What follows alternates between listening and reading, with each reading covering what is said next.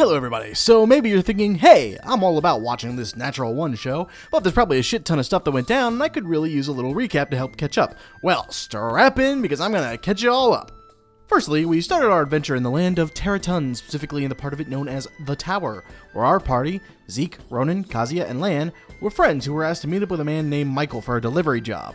Upon meeting Michael and his friend William Hart, who was a sergeant in the Evier army, Michael explained that the king, Lord Marcus Riverwood, was getting remarried after his wife had passed away a few months ago, and Michael had secured a gift of several Lothelian horses for him, these being highly intelligent and coveted mounts.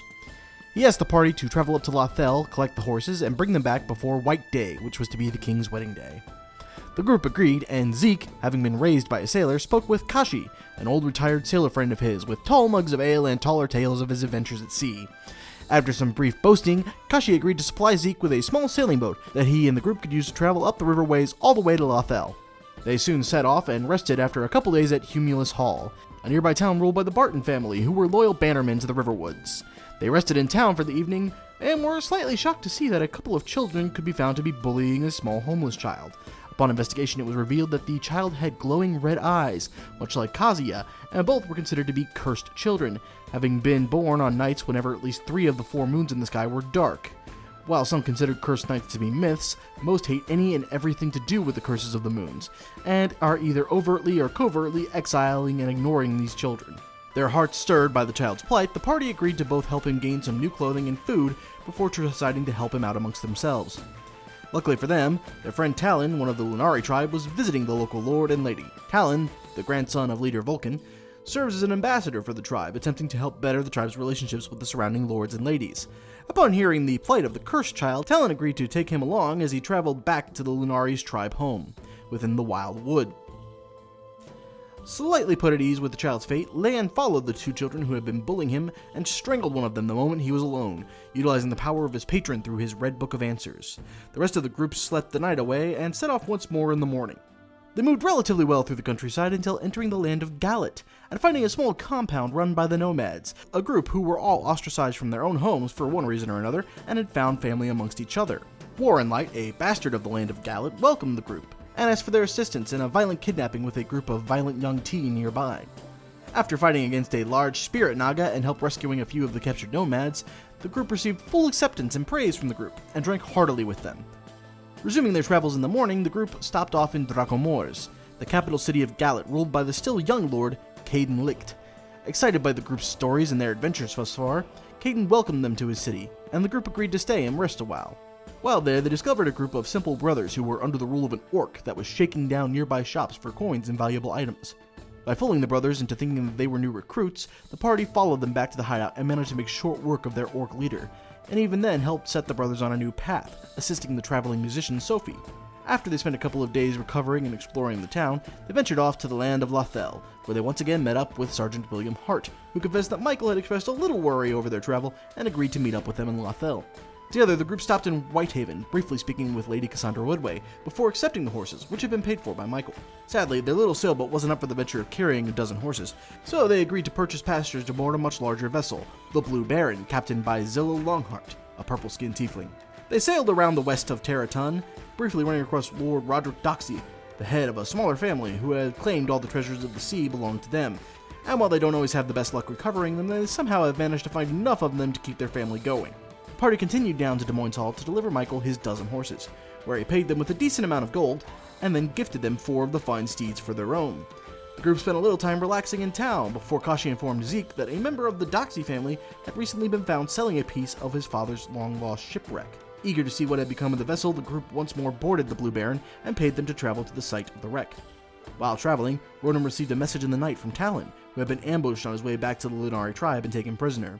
This was concerning, as when the group had last spoken to Vulcan, they were under the impression that Talon had just visited them a few days ago. Concerned, they made an immediate journey up to the nearby island and found that Talon had been taken prisoner. While they were unable to find out who exactly had taken him, they were able to rescue their friend as well as uncover several symbols related to the Solari, a group that Vulcan had headed before the Lunari, but were focused far more on battle and wiping out the forces of the Dreaming Dark. Confused, but grateful to have their friend saved, the group hastily sailed away from the island towards the site of the shipwreck, making sure to send a note to Vulcan explaining what had happened. As they entered the location of the shipwreck, they were set upon by a huge creature, which looked eerily similar to a storm giant. While the ship crew did the best they could to help out, the giant was very fierce, and before Ronan could deal the final blow, Zeke was shocked to death by a lightning bolt from the creature, revealing his true form as a shapeshifter. Seeking the knowledge to revive Zeke, Lan wrote in his Book of Answers, seeking the answers of his patron. However, in his haste, he forgot the mental toll that the book takes on his user, and the mental pain of accessing the knowledge killed him, absorbing his soul into the book's pages. With two of their friends now dead and thoroughly disheartened, the group returned to the tower and prepared to host the funerals of their lost friends. Talon, concerned by what had happened, found a courier owl that could deliver the red book to the School of Magic and Technology known as Ludomentis all the way in Solace. Michael met with the group and asked them to meet with King Marcus Riverwood, who it was revealed was actually Michael's younger brother, and explain what had happened to them. Strangely distraught by the information of Zeke and Lan's passings, the Lord offered to pay for both of their funeral expenses in total. Michael confessed a concern over his brother's behavior over the past few weeks, and his distrust of Marcus's new wife, Kiva. She was undoubtedly beautiful and capable, but there was a strange otherworldliness about her that left Michael uneasy.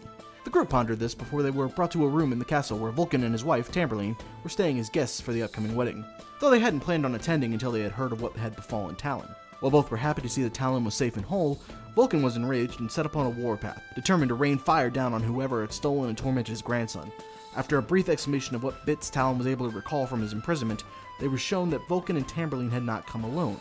Rather, they had brought along Ghost and Autumn, two of their fellows from within the Lunari tribe who traveled down with their kin in order to see Talon and Ronan again.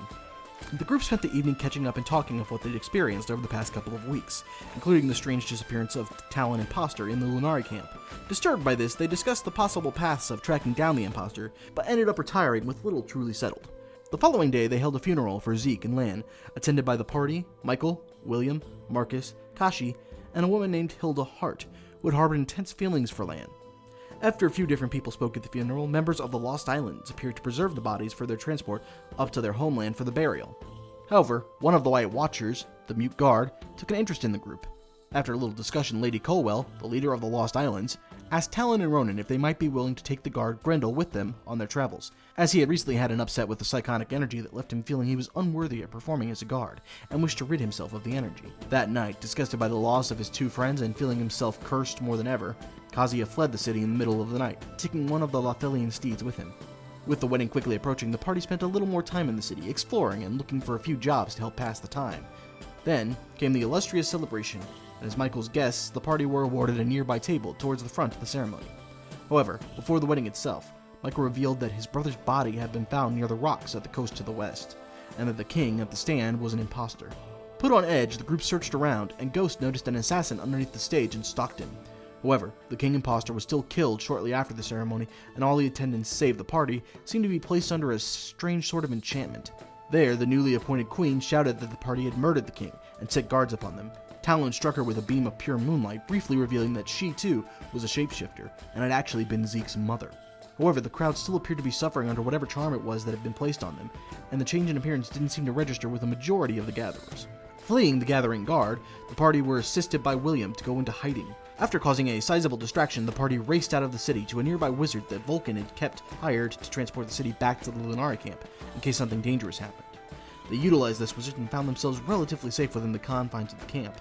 After they were arrested and explained what they could recall, Vulcan flew into a rage at the defamation, swearing vengeance against the tower and its new queen. After Tamberline helped him to try to keep somewhat calm, she pointed out a guide that they had hired to help guide the party through the mountain pass of the nearby Krognak Range, if they wished to take after the Talon imposter while things were being settled politically. Agreeing it was probably the best choice for now, the party met with the huge Goliath warrior who introduced herself as Sally and wielded a huge burnt barstool. Sally traveled with the group as they moved through the magical confines of the forest to the edge of the huge and imposing Krognak Range. And that is where we were coveted to a stop. While that's only the Cliff's Note version, it should help everyone understand roughly where we're starting off and where we'll be once we get back together. Stay natural, everybody.